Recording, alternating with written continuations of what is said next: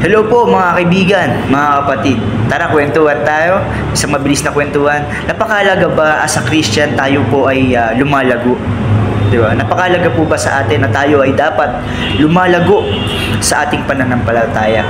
Yes, opo mga kapatid. Napakahalaga na tayo po ay lumalago sa pananampalataya, no? Especially kapag bago tayong mga mananampalataya sa Panginoon, tayo po ay binibigyan ng panibagong buhay, no? Tayo po ay isinisilang muli by the Spirit. Kaya nga sinasabi natin, tayo ay mga born again dahil tayo muling isinilang, no, sa Espiritu, no, sa pamamagitan ng ating Panginoong Jesucristo na nabayubay sa krus ng Kalbaryo para sa ating mga kasalanan. At doon po tayo ay nagkaroon ng panibagong buhay, kapatid, no? Tayo po ay muling isinilang, no, by the Spirit. Kaya kapag tayo po ay bagong mananampalataya, especially yung mga tinatawag nating baby Christian sa church, di ba?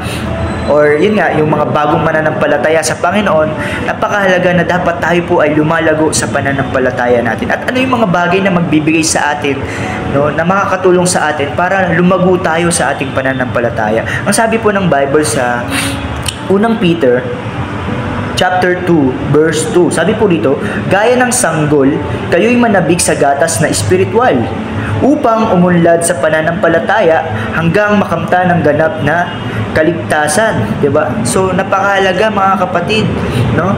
As a baby Christian or as a bagong mananampalataya kay Christ, napakahalaga na dapat tayo po ay lumalago. At ang magbibigay sa atin ng paglago sa ating pananampalataya is yung Word of God. No, hindi lang ito sa mga baby Christian, even yung mga matatagal ng mga Kristiyano. No, kahit matatagal nga, 'di ba? Baby pa rin eh. Bakit? Dahil hindi nila pinalalakas o pinapakain ang kanilang spiritual. No? At ang ating pagkain spiritual is ang Biblia, ang Word of God. At kung tayo po ay bumabase, no, sa ating pananampalataya sa Biblia, napakahalaga na sundin natin yung salita ng ating Panginoong Diyos. Dahil dito po tayo magiging malakas, dito po tayo magiging matatag, no, sa ating pananampalataya. Kailangan nating i-absorb ng i-absorb, at hindi lang basta i-absorb, kundi ating isabuhay yung ating mga nababasa sa Biblia. Dahil ang salita ng Diyos is pakikipag-usap natin sa Panginoon, at ang salita ng Diyos is walang iba kundi ang ating Panginoong Jesucristo. At kapag tayo po ay laging nagbabasa, 'di ba? Lagi nating nilalaan ang ating sarili sa pagbabasa ng salita ng Diyos. Ibig sabihin lang nito, no, tayo po ay nagkakaroon ng personal na communication sa ating Panginoon.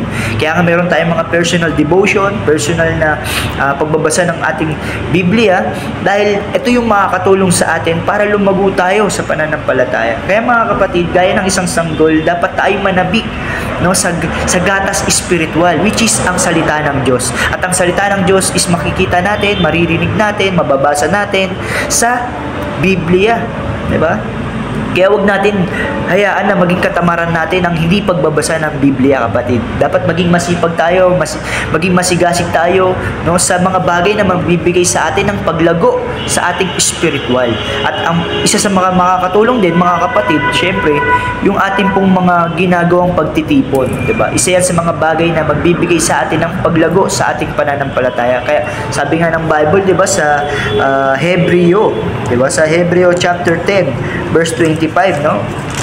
Huwag kaligtaan ng pagdalo sa ating pagtitipon gaya ng ginawa ng ilan, kundi palakasin ang loob ng isa't isa, lalo na ngayong nakikita nating nalalapit na ang pagdating ng Panginoon, diba? So napakahalaga dito, no?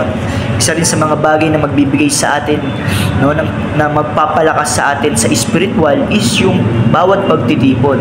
Kaya nga ito yung mga bagay na wag natin babaliwalain. Wag natin kalilimutan, 'di ba? Kasi dito tayo lalakas, dito tayo magiging matatag sa ating pananampalataya. So, baby Christian ka man o matagal kang Christian, no? It doesn't matter kung gaano ka nakatagal na Christian, 'di ba? Ang usapan dito kung gaano ka nakalalim sa Panginoon. 'Di ba? Pinapakain mo ba ang iyong spiritual? Kaya kapatid, magbasa na tayo ng Bible. 'Di ba? Yan ang mga bagay na magbibigay sa atin kalakasan sa spiritual, 'di ba? Dahil dito tayo magiging matatag at malakas sa ating pananampalataya. Isa yan sa mga bagay na dapat nating tandaan. So, yun lamang po. God bless.